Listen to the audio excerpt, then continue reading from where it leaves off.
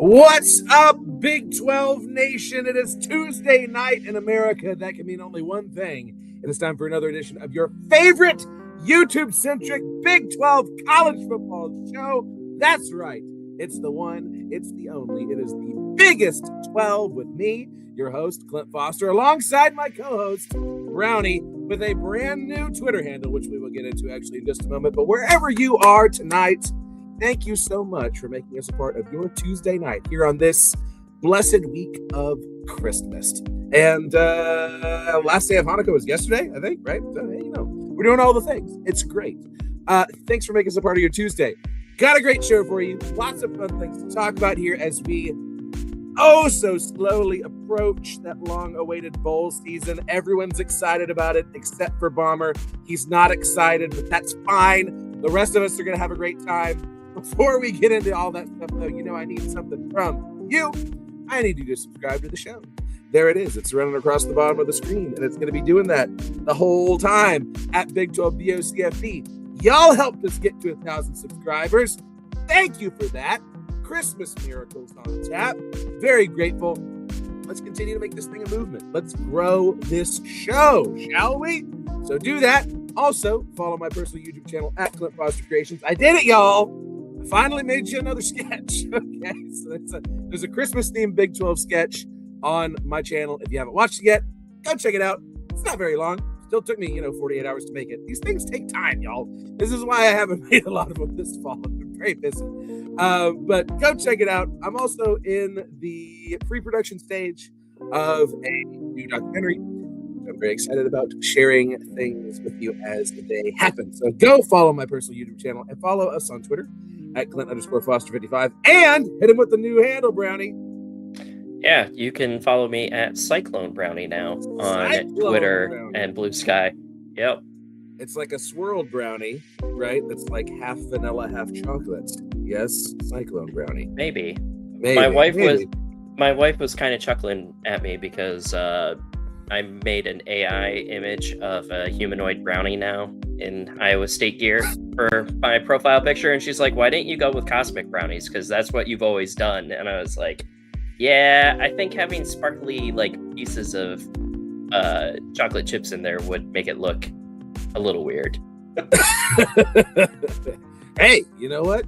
Be whatever kind of brownie you want to be, man. It's almost 2026.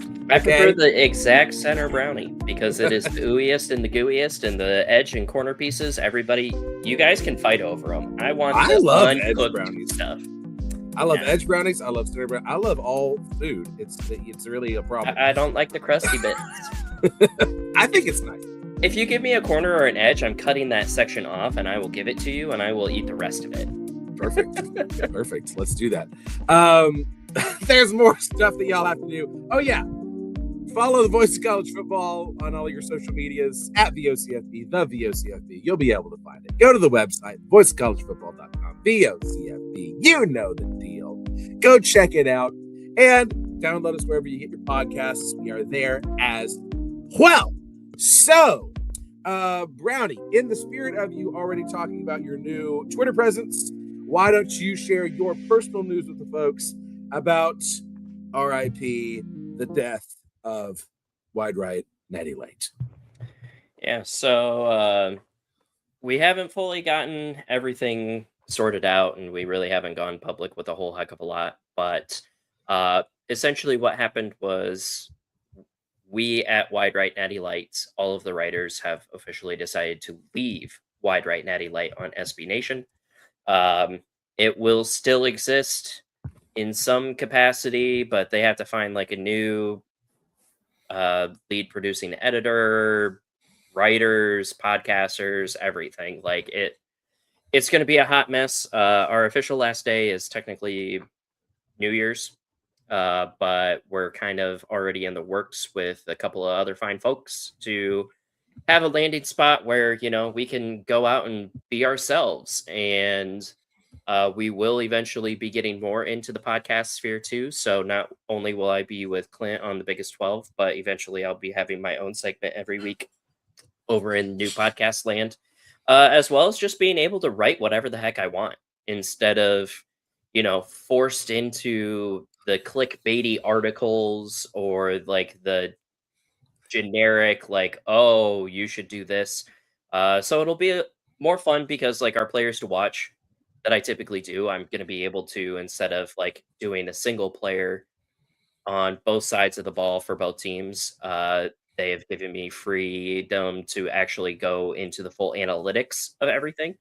So, for example, TCU, I could have done an entire segment on Hoover and his passing tendencies and completion rates and history and Washington's history, everybody, and not just like one specific player. So that way, Cyclone fans could actually like tune in and actually know the opposing team and their statistics going in.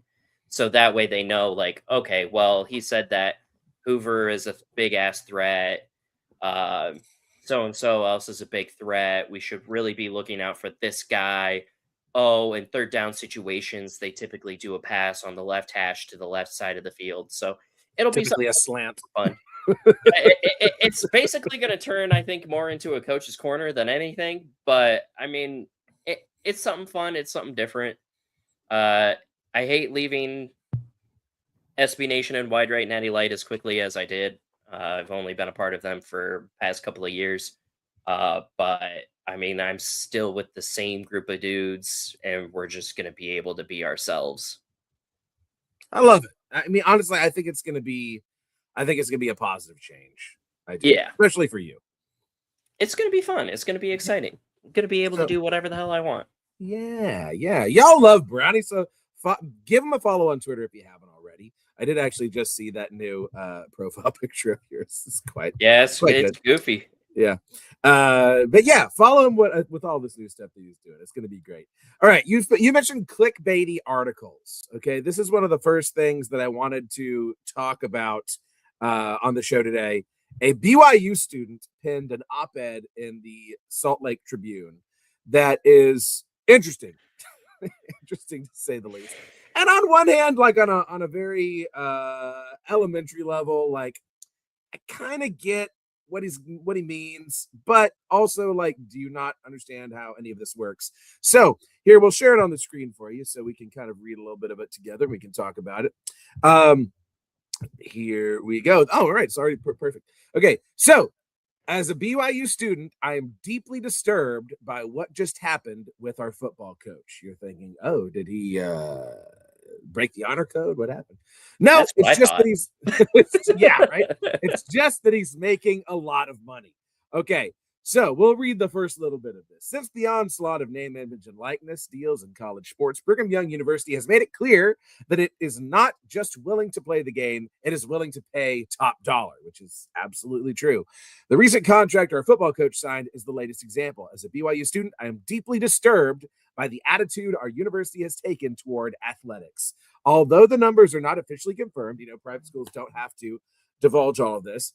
Coach Kalani Sitake's new annual salary is reportedly in the ballpark of $9 million, which is crazy. That is a crazy number. Those millions could provide clean drinking water. Here's where we get fun. Those millions could provide clean drinking water and food to people around the world. It could fund thousands of full tuition scholarships at BYU each year. Yet that same money is tied up in a single athletic contract. What does this suggest about BYU's priorities? And he goes on for a while. But, and here he is, by the way. Brownie, what are your thoughts on this gentleman's assertions about BYU athletics and just the state of college football?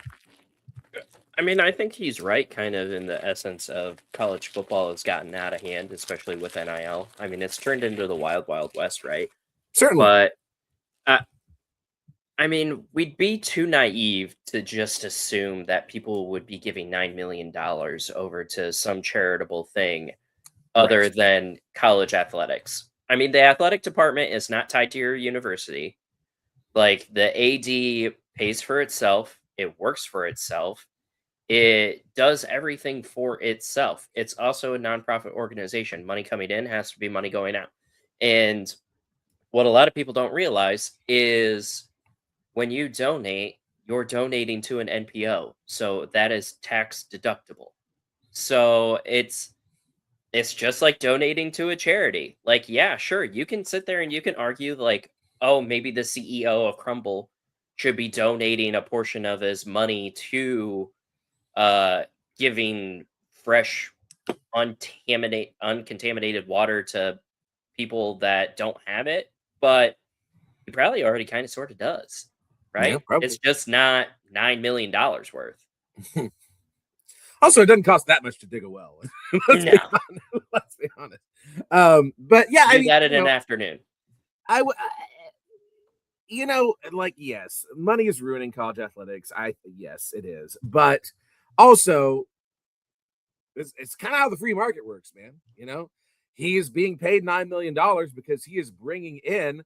There's return on investment for the university, right? He is bringing Yeah. in tons and tons and tons of money into the university and applicants to the university and visibility for the university because of his winning football program, right? So he is being paid a salary to justify that, right? This is how the free market works.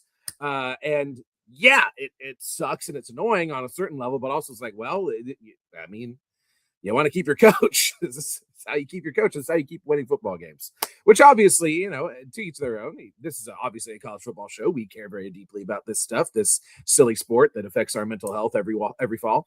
But, clearly this kid doesn't care very much about it, and that's fine. But you got to understand that this is the way it is because this is where the wind is blowing. Yes. Yeah. I mean, Yeah. this is no different than major corporations. Instead of giving the CEO a $5 million pay increase because he's made year over year dividends for the shareholders, uh, but you also don't see a whole bunch of people going, well, instead of giving him $5 million, why isn't he giving that to all of his employees instead? Like now we're starting to see some of that, but like college sports is completely different because if you don't pay a coach, like there is no such thing as loyalty anymore, Mhm. like Yep. loyalty only gets you so far before a dollar amount comes ring a ding dinging, and you got to take the money when you can and start thinking about yourself. So for people to just flat out come out and say that like, oh, we shouldn't be paying all of these coaches this amount, like, yeah, no shit, but what are we supposed to do when everybody else is doing it, right? Like, you got to Yeah. follow Yep. suit or you get left behind. Mm-hmm. Yep. Yep. Yep.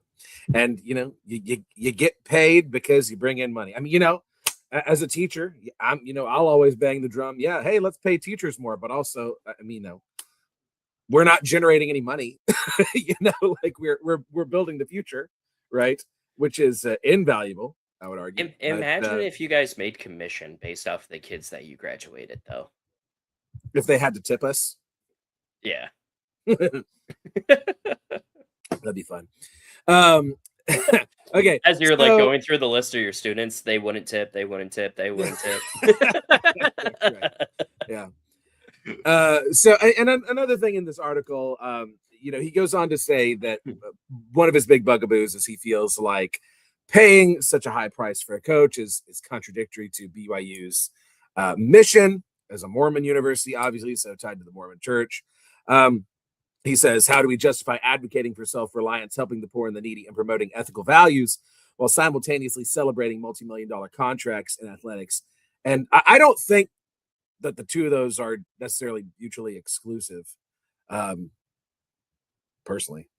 But anywho, wanted to highlight this just because I thought it was a fascinating op-ed, a fascinating take in the midst of everything going on, and in the midst of the NCAA losing more and more of a grip with every passing day on any sort of institutional control whatsoever with all of these schools. Well, did you read that article that I sent you about the ex head coach? And Yeah, and that we might should bring be in that the up. Granny, yeah. why don't you give the folks a summary? I'll see if I can pull it up. So basically what happened was a few years back, was it Arkansas's head coach that got fired because they were illegally recruiting? I thought it And was Tennessee. Jeremy Tennessee, Pruitt. yes. Yep, it was Pruitt. So they were basically illegally recruiting. That was their entire scandal where they started to have to pay money. They lost 22 scholarships.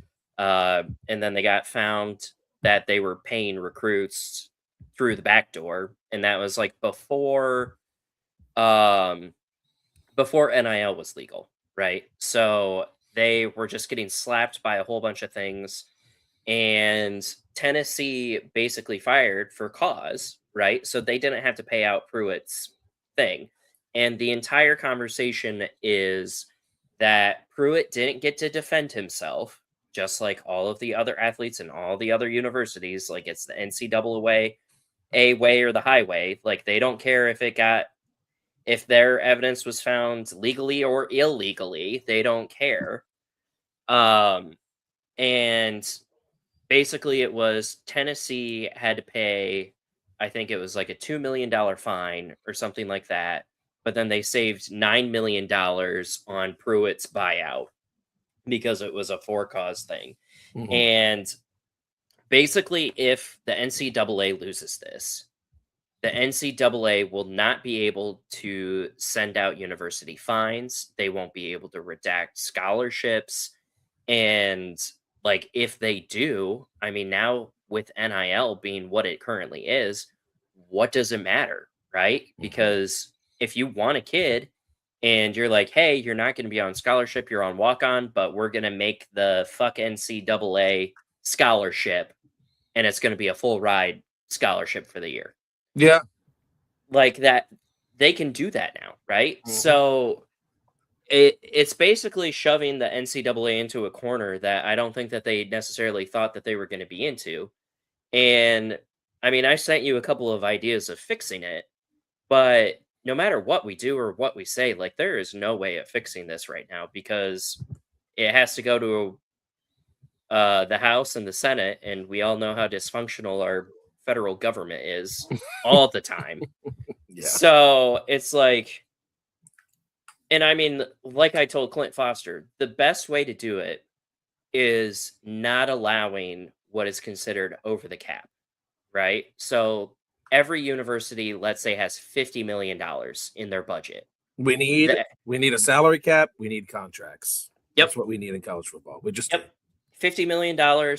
You can disperse it however you want as a university, but that's all the money you get, and that's all the money that the players get.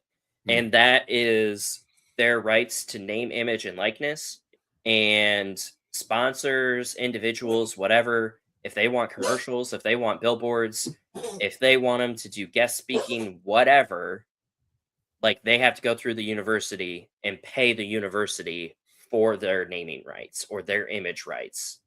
So I think that would be obviously the first way. I think the second way, so that way football doesn't get out of hand, is force Title IX, right? X amount of money has to go to scholarships. X amount of money has to go to women's sports. Yeah, like you can't. That's literally legal.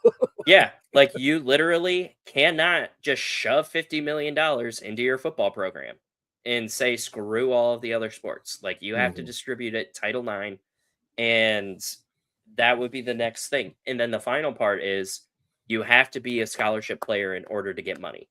You cannot be a walk-on and get the money. Yeah. So that way teams can't wiggle around where they go, oh, well, he's a walk-on, like we can get him NIL. Like, no, if you want the kid to get money, he has to be a scholarship player. Or we just stop the entire walk-on process as a whole. And if you want them as a walk-on, tough shit. Got to give them a scholarship. Yeah. And that will force some teams to, get hit a little bit harder. Iowa State always usually has some great preferred walk-ons or walk-ons and stuff. But now you can't just bottle up talent. Like, yeah, they're going to have to go to the FCS. Yeah, they're going to have to go to the G5. Yeah, they're going to have to go the JUCO route. Like, they're going to have to go other places if they want to play and develop. And with the way that the current transfer portal is set up, that might just be the thing. Yeah. Yeah. Well, and frankly, another rule that, as long as we're making suggestions that no one's ever going to listen to, right. In addition to contracts, I think they need to go back to more punitive measures for multiple transfers, right? I think you get one freebie transfer where you don't have to sit out, but after that, you have to sit out a year. Yeah. Right. We shouldn't have situations like this kid who's transferring out of Georgia State, who's about to play like his 7th year of football with a 7th different school. That's absurd. It's ridiculous. That's not good for the sport, right? We need to get rid of that.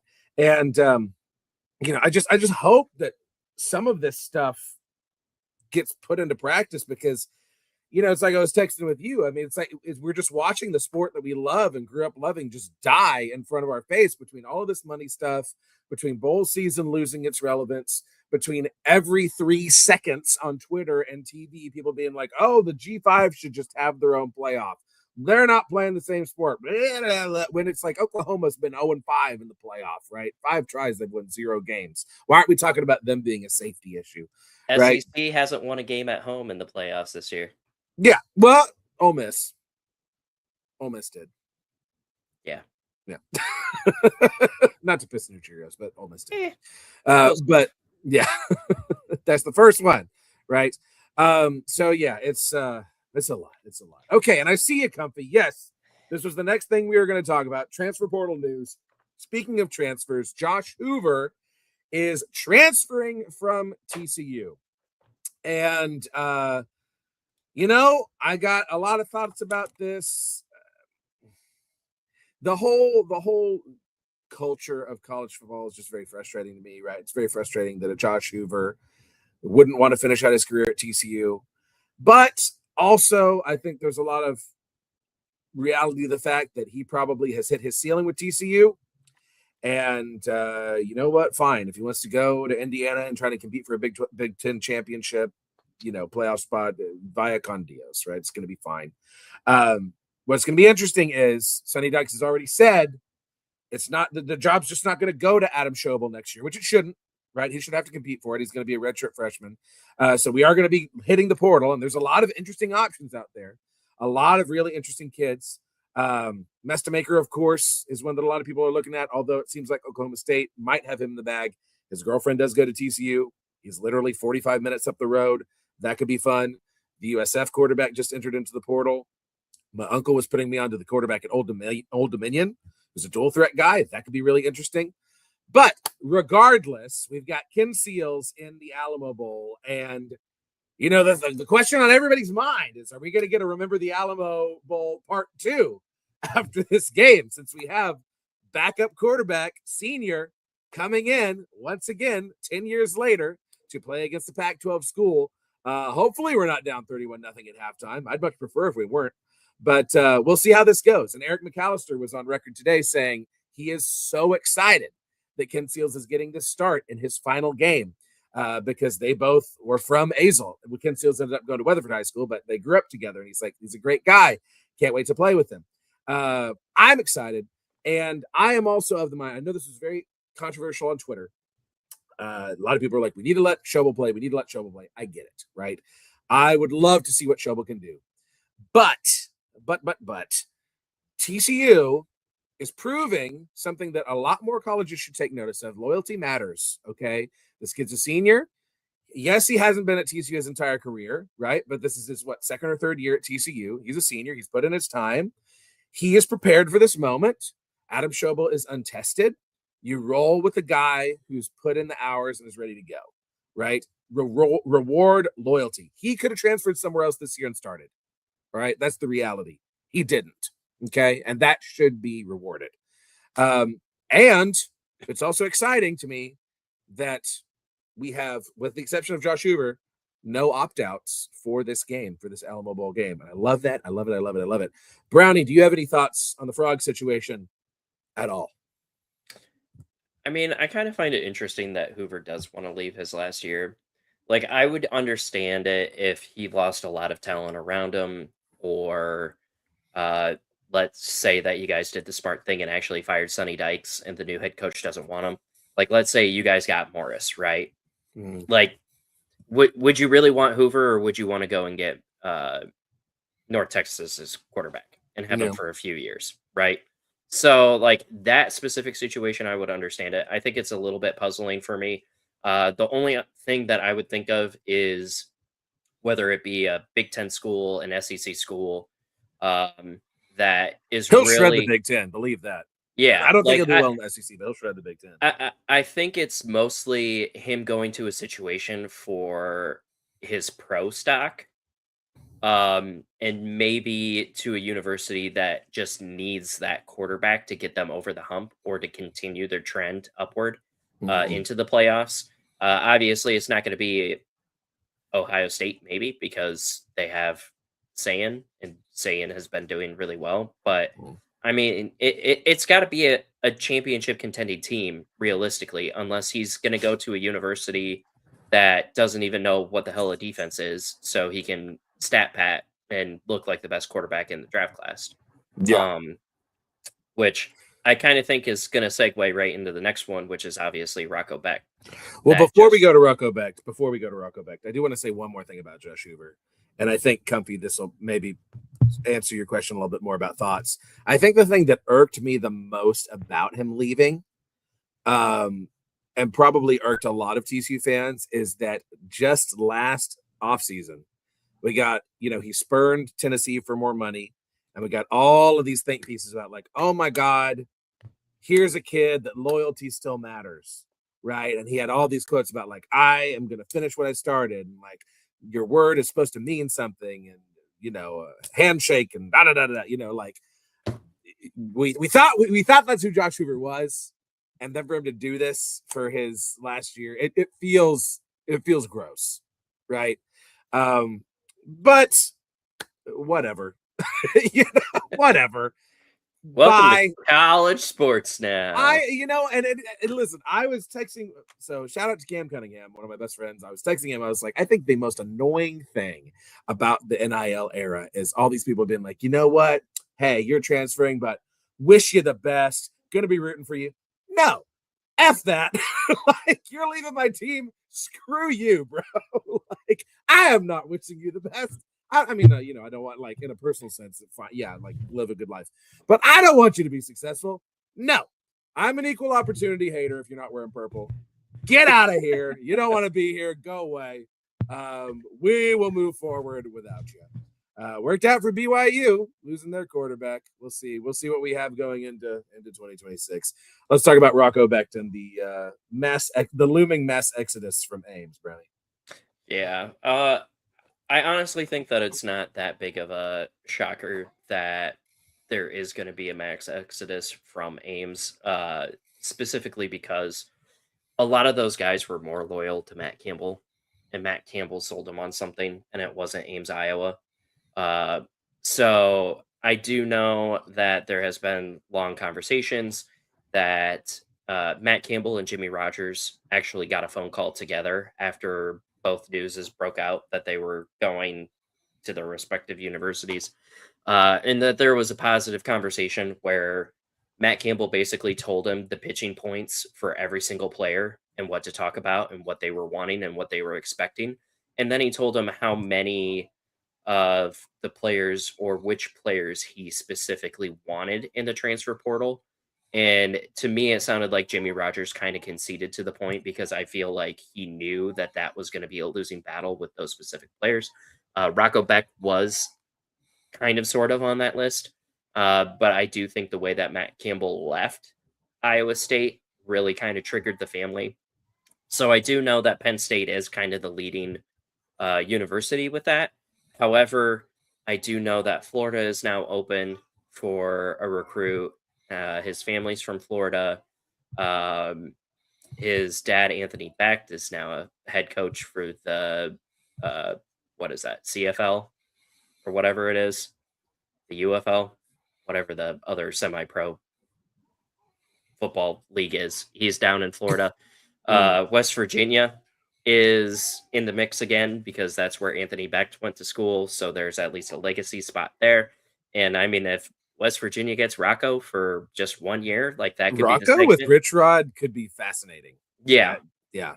Yeah. So I don't blame the man. It definitely stings a little bit, but with our new offensive coordinator, who is Roel, who was the Detroit Lions tight end coach for the past couple of years, we know for a fact that that is going to switch to the pro style offense, right? It's going to look a lot like the Detroit Lions offense, We're not going to be a shotgun specific team anymore.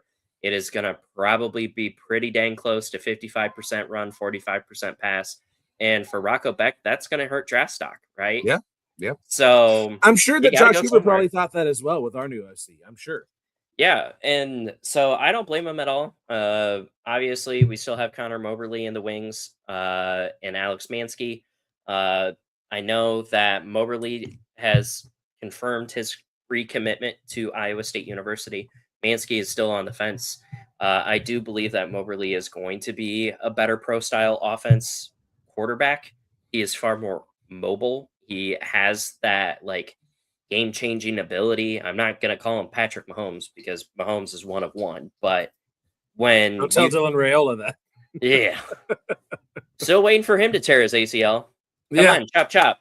Yeah, man. But like he has that game-changing ability. He's able to extend plays. Like the one thing that Rocco was lackluster on was he either got happy feet and ran, or he took a big sack. So looking forward to what Jimmy Rogers and everybody brings to the table from the coaching perspectives. Because if you guys haven't been following, Iowa State's head coach and defensive coordinator is from Wazoo. From the sounds of it, we're getting most of that Wazoo secondary, that all Pac-12 linebacker who had 97 tackles, 15 tackles for loss, 7 pass deflections. They're not made of glass. Yeah. I mean, hey, our strength and conditioning coach is gone. So hopefully no more. Yeah. But rumor mill is too that we're the number 1 target for the South Dakota State safety that had 11 interceptions. And we're the number 1 target for, I think his last name is pronounced Owls, but it's ALWS. And that is a Toledo safety who was the number 1 safety out of the MAC. So Jimmy Rogers is a defensive-minded coach. He reminds me a lot of Gary Patterson. It should definitely be interesting. And the 3-3-5 is officially dead in Ames because he already said it's going to be a 4-2 or a 4-3. And yeah, we are moving to a pro-style offense. And I think Big 12 defenses are going to shit the bed because they're not going to be ready for a whole lot of run plays and play action bootleg out of a single eye formation. Hey, I love pro style coming back, man. I'm excited too. to see pro style at TCU. I mean, I love John Heacock. He officially retired too. If we want to keep talking coaches and stuff and news like that, but Heacock single-handedly killed the air raid offense in the Big 12. And now I think Jimmy Rogers is going to single-handedly kill the shotgun run offense in the Big 12 because they're not going to be prepared for a 7-man box. Steve, thank you so much for that super chat. What a Christmas gift, man. That's so big. That's like when people do my, hey, this is Christmas and birthday, right? Because my birthday's on December 21st. Christmas and birthday. Thank you for that, Steve. And happy holidays to you as well. Sorry we don't talk more basketball on the show. I mean, it is supposed to be it's the voice of college football, right? So we're supposed to talk strictly football. But there's some interesting things happening in Big 12 basketball, like I saw you say earlier. TCU remains completely Jekyll and Hyde in men's basketball. Number 3 in the nation, baby. Hey, yeah. Undefeated still. There you go. But hey, TCU women's basketball. Shout out to those girls. They're undefeated. Exciting Same. stuff. Yeah. That is going to be, whenever TCU plays Iowa State in women's basketball, that is going to be a hoedown throwdown, baby. That's going to be one to watch for sure. I was going to say it's the names this year, right? Probably. Yeah. I actually haven't looked. All right. Quick word about Voice of College Football bets, and then we'll finish up with the last couple topics. College football is even more exciting when you've got some action on the line, and the games are even better when you're cashing in.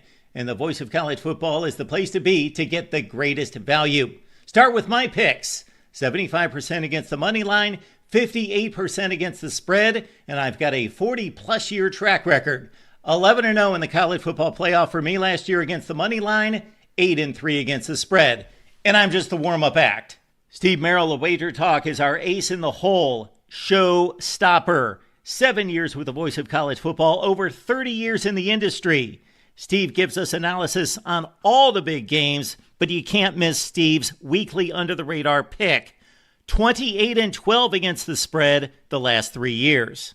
You also get picks from some of our top analysts here at the Voice of College Football, including Corey Bratta, Matt Zemek, and Steve Dace. Check out those numbers. Become a YouTube or Patreon member for just $99 per month. Go to the main channel on YouTube, click join, and then select the betting tier. Do the same thing on Patreon. Make 2025 a winner now. All right, now one more piece of BYU news. Who, by the way, BYU is officially sporting the Pop-Tart sprinkled helmets for the Pop-Tart Bowl. We absolutely love it. Bomber does not deserve this. Bomber doesn't deserve this. Love you, Bomber, but you don't deserve this. Okay, but look at those beautiful helmets. BYU, the most recent and a decent little line of excellent alternate helmets of Big 12 schools for bowl games. We really need to make alternate bowl game helmets a thing, like more of a thing. TCU's Rose Bowl helmet is my favorite helmet of all time, and it's just so much fun, right? There should be, if you have the Duke's Mayo Bowl, like you should have, like, if your mascot can hold some mayonnaise, right, or something. Like, we need more alternate bowl game helmets. That's the hill that I'm willing to die on. But anyway, BYU is not playing Notre Dame Pop-Tart Bowl this year, but oh baby, they're going to play him. Okay, it was announced that Notre Dame and BYU are playing a home-and-home series starting next year. Notre Dame is going to Provo, and you better watch out, because I'm calling it right now. BYU is going to spank that Golden Dome behind, and it is going to be extremely cathartic. Brownie, am I wrong? Any thoughts on this series? The Notre Dame of the West, as they love to call themselves, is playing the Notre Dame of Notre Dame. Man, too bad we can't call it Catholics versus convicts. It's Golden Domers versus Golden Tablets. I guess. I don't know. It I mean, the religion war, is that what we're going to call it? The Crusades? The Crusades. Well, yeah, we have a holy war with Utah and BYU. So. Yeah. We can't have revivalry. We're still hanging on to that one. The Battle of Jesus? I don't know. I don't know, but the Mormon Jesus is a bit different than the Christian Jesus. But yeah. This isn't a theology show. Yeah, I think it's interesting that they wanted to dodge them for the bowl game because they felt, quote unquote, wronged by the championship committee. Yeah. But then agrees to a home and home with whatever what'd they say, information to come later or whatever, final dollars to be figured out later, some stupid thing like that. Oh, I didn't see anyone was getting paid from it. I mean, I'm assuming that they're just going to trade for trade, unless they're just going to mass pool $10 million and each team gets 5. I don't know, because it's interesting to me that Notre Dame is still making all of these non-conference scheduled games without just joining a conference, right? Yeah.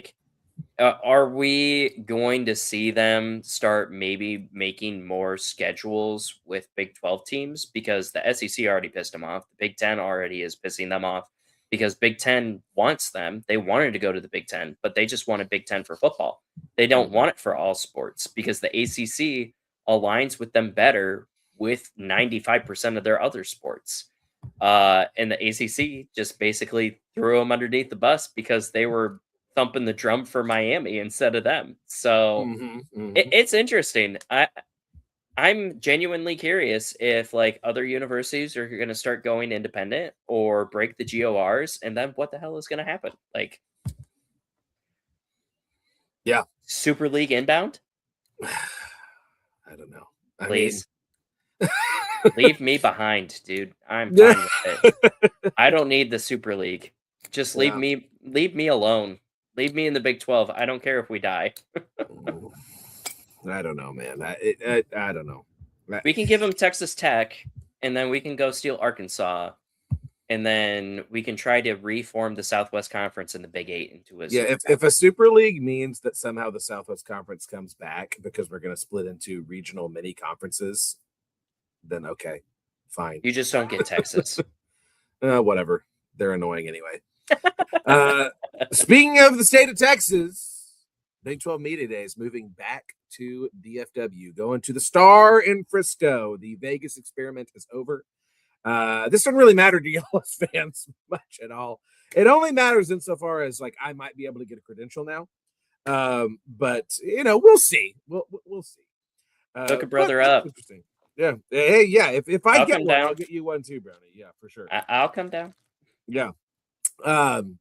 So yeah, we'll see what happens with that. But yeah, that's pretty much the long and short of it. That's what I got for you today. That's a show, right? 40 minutes. Like we're in the lulliest of lulls, right? But during bowl practices here, before the bowl games finally start, we've already previewed the games. I will say this: after that JMU game, I am becoming more and more convinced that Texas Tech is going to take Oregon to the woodshed. I mean, JMU hung like almost 40 points on them. What are you doing, man? You're at home. I thought this was like the Special Olympics team you were playing. What's the deal, Oregon? Everybody in the Big 12 except for Utah fans apparently is rooting for Texas Tech, and I think we're going to be pleased. I really do. Yeah. Am I wrong? It's definitely going to be a doozy. I genuinely think that from what we have seen, there are only two major contenders, and Texas Tech is one of them. I hate to say it, man, but they are. Hey, man, bring us the Big 12 money. That's all I care about. Yeah, get to the national championship and go ahead and lose to Georgia 70-7, and then I'll be happy. I will die very happy. Okay, thanks for tuning into the show. You got Brownie's new handle there, Cyclone Brownie. Clint_Foster 55. Subscribe to the show at Big 12 VOCFB and TCU VOCFB. I'll have your Alamo post-game reaction show on the 30th, whenever that happens. Yeah, and you know all the things. Subscribe to all the places, do all the things, and have a very Merry Christmas. Let's see. Will we have a show next week? What is next Tuesday? The 30th. Yeah, well, with the Alamo Bowl, that might be tough. We might have a show before the bowl game, and then I have a post-game show. I don't know if I want to do all that. I'll figure it out. Alamo Bowl's at 8, I believe. So it would literally be 3 o'clock show it is. Yeah. I mean, well, maybe. We'll probably do something. But have a very Merry Christmas with you. And you ain't got no school, and I ain't got no work. We can do it whenever we feel like it. That's true. Don't tell me. I want to relax on my break a little bit. Okay. Not allowed. Quit making me skits funny, man. Dance, monkey. Okay. Yes. Okay. Have a Merry Christmas. I love y'all. I hope your team wins. And until next time, go Big 12. We'll see you around, folks.